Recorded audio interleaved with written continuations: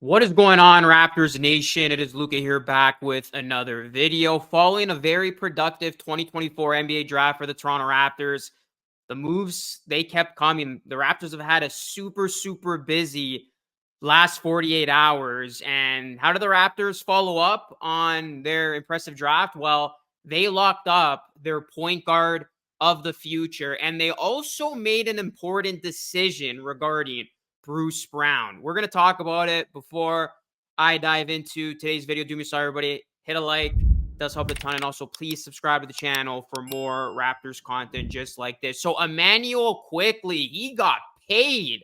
I did not project Quickley getting the type of contract that he got, but congratulations, Immanuel Quickley inking a huge 5-year, $175 million deal, according to ESPN's Adrian Wojnarowski.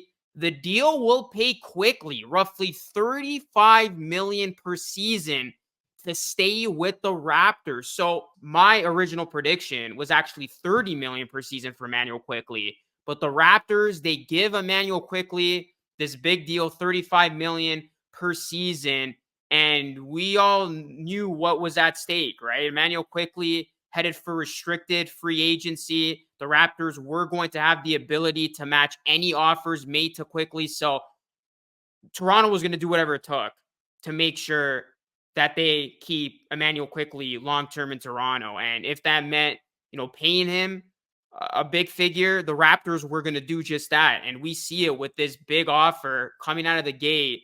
It's not going to be made official until July 6th, but this contract that Immanuel Quickley signs, a big one. And now he and Barnes will likely make about 46% of the salary cap for the Raptors in the 2025-2026 season. This is per Sports Illustrated's Aaron Rose. So when the Raptors made the trade, sending OG Anunoby to the New York Knicks, getting back the big pieces that they did, RJ Barrett, who's locked up under contract for the next few seasons, Immanuel Quickley, we all knew that the Raptors were going to get something done with Quickley. I mean, it would have been an absolute disaster if the Raptors fumbled the situation and lost Quickley. But fortunately, that is not the case here. Now, when you look at this figure, a lot of people have reacted to it. People saying it's a lot of money for Quickley. It's an overpay. Here's where I'm at with the contract. Like I just said, I projected it being $30 million when I saw the figure come out as, roughly $35 million per season. That definitely caught my attention. But when you look at the Raptors situation, making the trade, how they view Quickley as their long-term point guard, they have to pay the man, and they did. And, the hope now is going to be if Immanuel Quickley can continue to develop and blossom and look the part of this contract, and the Raptors are betting on that. And really, if you just look at the body of work Immanuel Quickley had while he was here with the Toronto Raptors, although it was a short sample size, Quickley proved that he can turn into a big part of this Raptors team moving forward. He can take that leap that now Raptors fans are hoping he takes going into next season, because you look at Quickley, his numbers immediately jumped up significantly once he took over the Raptors' full-time starting point guard role. Immanuel Quickley was coming off the bench for the Knicks. He's the starting point guard of this team. And he averaged 18.6 points, 6.8 assists while shooting at 42.2% from the field and 39.5% from three-point range in 38 games with the Raptors. We saw it. Quickley had some big-time performances. He scored 25 or more points 11 times last season. 10 of those performances came after he was traded to Toronto. He had 6 or more assists in 24 games, 22 of them with the Raptors. And we really saw that part of Quickley's game expand, how he was able to get his teammates involved, facilitate the basketball, play make. And we know, he can get hot and he can go off and he can hit threes, he can hit shots, and he can find his offense and all that good stuff. So I'm actually good with this contract. The Raptors needed to bring back Immanuel Quickley. No ifs, ands, or buts. They had to make sure that they were going to give him a figure that he was content with. They could not afford to lose him under any circumstances. And really, this contract you're giving Quickley is based on what you think Quickley can become. and you look at what he's shown you, the flashes of brilliance, 24 years old, still plenty of upside in his young career. I'm betting that he's going to end up fulfilling that, and he's going to end up, hitting that potential. And the Raptors are really going to reap the benefit of having made this deal at that point. So, in essence, you look at this, the Raptors locking up their young core, that's a positive step in the right direction. They inked Scotty Barnes the 5-year contract extension worth up to $270 million. Now they lock up Immanuel Quickley for the next, 5 years, 175. RJ Barrett, like I said, under contract for a few more seasons. Grady Dick as well. He's also, locked up on his rookie deal for the next 3 seasons. So I like the fact that after the draft, the Raptors, they wasted no time. They put the final, touches on locking up this young core, and now we know it's evident. Contractually, it is a guarantee now that the Raptors have their young core and they are building around, these 3 pillars, primarily Scotty Barnes. But, when you look at Barnes, Quickley, and Barrett, those are the key pieces of this whole thing. With obviously, guys like Dick, Abaji, the draft picks entering the equation. So I'm good with this deal. And again, hopefully Immanuel Quickley can end up, bridging that gap and showing that he is worth this contract with, him potentially taking a leap for next season. And I mean, I'm a betting man. And right now I would say that I have a good feeling Immanuel Quickley is going to take a leap, especially as he's going to enter his first full season as a starter with this Raptors team. And we saw he loves playing with this team, smile on his face, gets along really well with the guys. So that's really good to see. So the Immanuel Quickley stuff taken care of. You can scratch that off. Now let's talk about Bruce Brown. Bruce Brown, the Raptors had until midnight today to make a decision on his contract. And the Raptors, well, they are picking up that $23 million option on Brown's contract. This was per Woj, who reported it a couple hours ago. No surprise here. All reports have been indicating that the plan was going to be the Raptors picking up that option and then trading Brown. The big piece is the trading Brown part, because clearly the Raptors have been trying to trade Brown since acquiring him in the Siakam trade back in January. They were hoping that they were going to find a deal for Brown around the trade deadline. They were hoping a contender would trade for Brown, thinking they were a Bruce Brown away from making a run to the title. And then maybe the Raptors could have gotten a first-round pick. That obviously didn't happen. Raptors unable to get any deal done.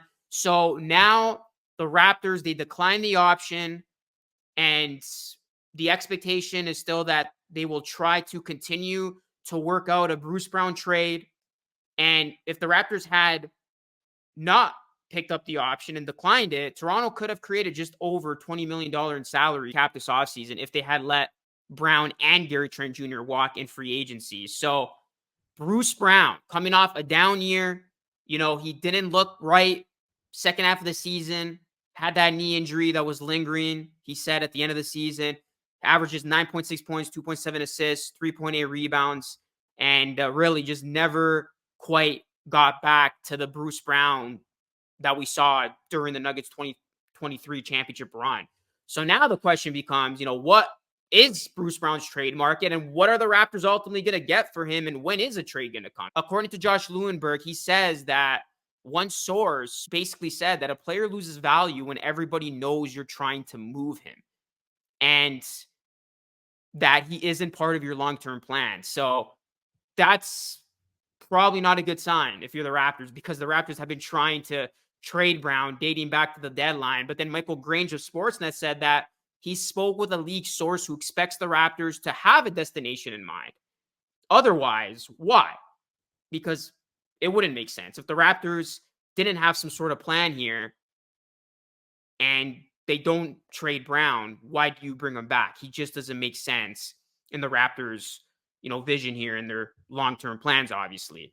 So it is going to come down to, can the Raptors find a good enough deal for Brown? And again, when's it going to happen? Is it going to happen as soon as tomorrow? Is it going to happen this week? And what is his market like? Because I would probably say it isn't a strong one, or else the Raptors would have made a deal by now, going back to the deadline. And who knows, where Brown fits with some of the current teams that are contenders. Another big factor is, his salary. Obviously, a team to get Brown, they're going to have to match that.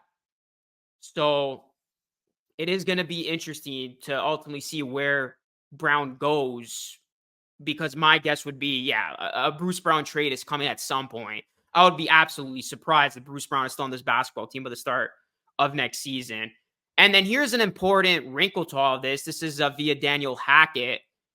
He says, okay, as noted earlier with Brown on the roster, the Raptors have something like $7.5 million to $12.5 million in wiggle room below the tax, depending on IQ's deal construction, with about $2 to $4 million of that spoken for with the second rounders. So no room for Trent and no room for the full MLE. So basically, Gary Trent Jr.'s days as a Raptor are all but over. I don't expect Gary Trent Jr. to be back.